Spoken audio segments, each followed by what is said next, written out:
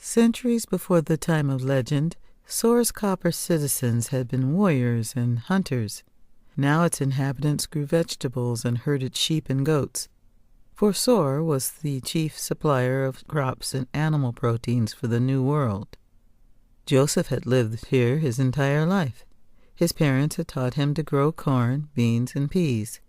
He'd learned to listen to the wind, to predict the weather, to put his ear to the soil to hear its heartbeat.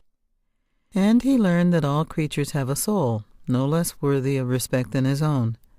These were the gifts Mata, his mother, and Lo, his father, had given him. His grandfather had shared these values too, and other gifts as well.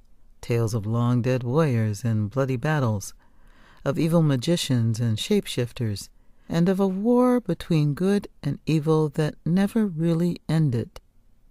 Joseph stood on his porch for a moment, enjoying the Illumine's first light, then jumped down and crossed the street to his grandfather's cabin. As he mounted the steps, an elderly man opened the door and stepped out, his lined face breaking into a smile when he saw Joseph. Ripple had an aquiline nose and coffee-colored skin. Thick black hair laced with gray was spread over his shoulders, and he wore a flannel shirt, jeans, and boots. "Good morning, Joe." "Good morning, grandfather." The old man sat in one of the two wooden chairs and took a pipe from the table beside him. "I knew you'd come to see me this morning." Joseph sat down next to him. "How?" "Because it's almost time for you to make your journey."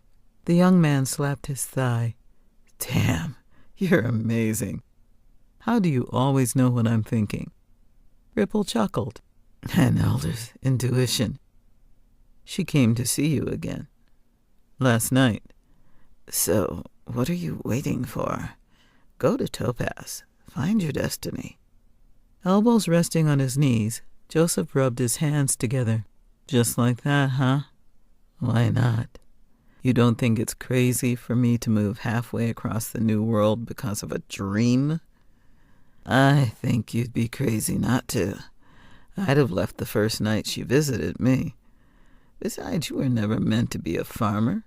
You hate it." The copper youth laughed. "Yeah, I do hate farming.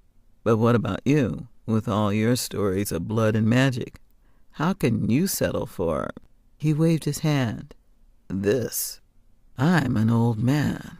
I enjoy the Illumine setting in the evenings, the fresh air, the peace and quiet. That is enough for me." Ripple winked. "That and the frisky widow next door." For a while they sat in silence. At length Joseph said, "I've got some credits saved. I guess I could take my paintings, see if I can find a buyer." "You'll hold my land in trust until I return?" Ripple puffed serenely on his pipe. "Sure, I'll take care of it. But you won't come back. Not as a farmer."